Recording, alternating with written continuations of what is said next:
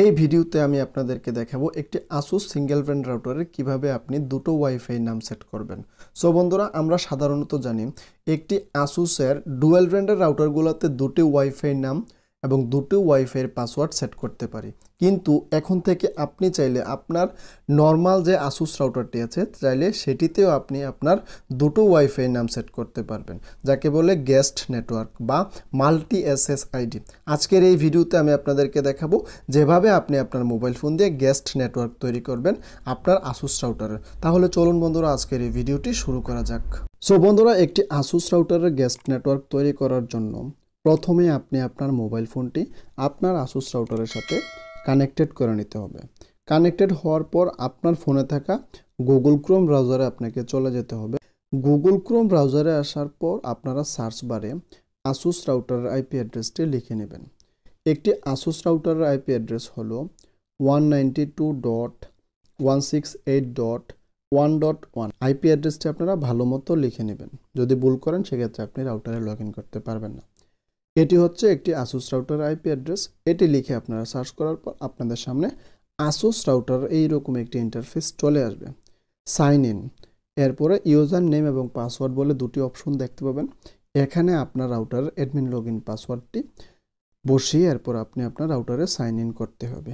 আপনি যদি না জানেন কিভাবে একটি Asus রাউটারের admin log in password change করতে হয়, আমার আই বাটনে একটি ভিডিও দেওয়া থাকবে, চাইলে সেখান থেকে আপনি দেখে Asus রাউটারের অ্যাডমিন লগ ইন পাসওয়ার্ডটি চেঞ্জ করে নিতে পারেন।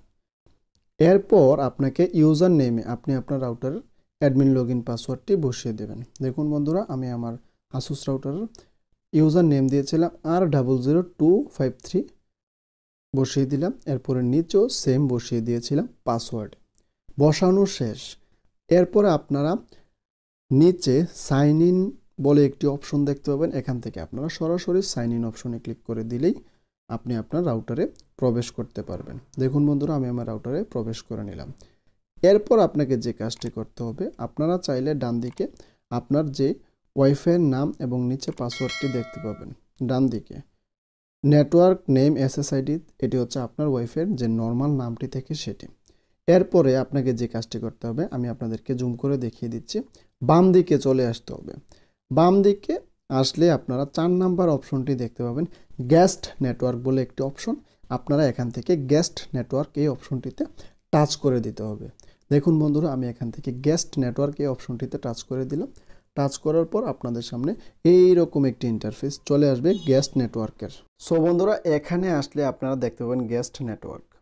নিচে 3টি এনাবলের অপশন আছে। প্রথমে আপনারা 2.4 GHz, এরপরে নেটওয়ার্ক নেম এসএসআইডি, তার পাশে নেটওয়ার্ক কি, এটি এনাবল আছে। প্রথমেই আপনারা এই অপশনটিকে সিলেক্ট করে নেবেন। সিলেক্ট করার পর আপনাদের সামনে এইরকম একটা ইন্টারফেস চলে আসবে। Guest network index, hide SSID, yes or no. প্রথমে এটি আপনারা নো আছে, নোতে রেখে দিবেন। যদি ইয়েসে টিপ দেন তাহলে আপনার এই গেস্ট নেটওয়ার্কটি হাইড হয়ে যাবে। এরপরে আপনারা গেস্ট নেটওয়ার্ক নেম এসএসআইডিতে আপনি আপনার যে গেস্ট নেটওয়ার্ক হিসেবে নাম দিতে চাচ্ছেন সে নামটি প্রথমেই বসিয়ে দিবেন। সো বন্ধুরা, আমি আমার এই রাউটারের গেস্ট নেটওয়ার্ক হিসেবে নাম দিতে চাচ্ছি riotechbd2। আপনারা আপনাদের ইচ্ছে মতো যে কোনো একটি নাম বসিয়ে দিতে পারেন, কোনো সমস্যা নেই। আমি আপনাদের বোঝানোর জন্য আমি আমার আগের সেম নেমটির সাথে 2 অ্যাড করে দিয়েছি, যাতে আপনাদের বুঝতে সুবিধা হয়। দেখুন বন্ধুরা, আমি আমার গেস্ট নেটওয়ার্কের নামটি বসিয়ে দিলাম। এরপরে এখন আমি যে কাজটি করব, গেস্ট নেটওয়ার্কের পাসওয়ার্ড সেট করব। সেট করার জন্য নিচে ওপেন সিস্টেম বলে একটি অপশন দেখতে পাবেন, এটিতে টাচ করে দিলে আপনাদের সামনে এরকম 3টি অপশন চলে আসবে। এখান থেকে আপনারা 2 নাম্বার অপশনটি সিলেক্ট করে দেবেন। WPA2 পার্সোনাল এই অপশনটি সিলেক্ট করে দিলে আপনাদের সামনে নিচে WPA পে শেয়ার কি এরকম একটি অপশন চলে আসবে আপনাদের সামনে।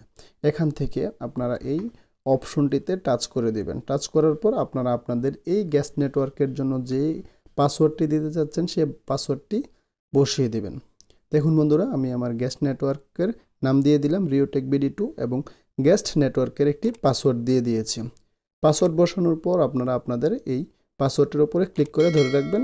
এরপরে এখান থেকে সিলেক্ট অল বা কপি করে নেবেন। অবশ্যই আপনারা আপনাদের পাসওয়ার্ডটি কপি করে নেবেন। যদি ভুল হয় সেক্ষেত্রে আবারও আপনি আপনার এই গ্যাস নেটওয়ার্কের সাথে মোবাইল ফোনটিকে কানেক্টেড করতে পারবেন না।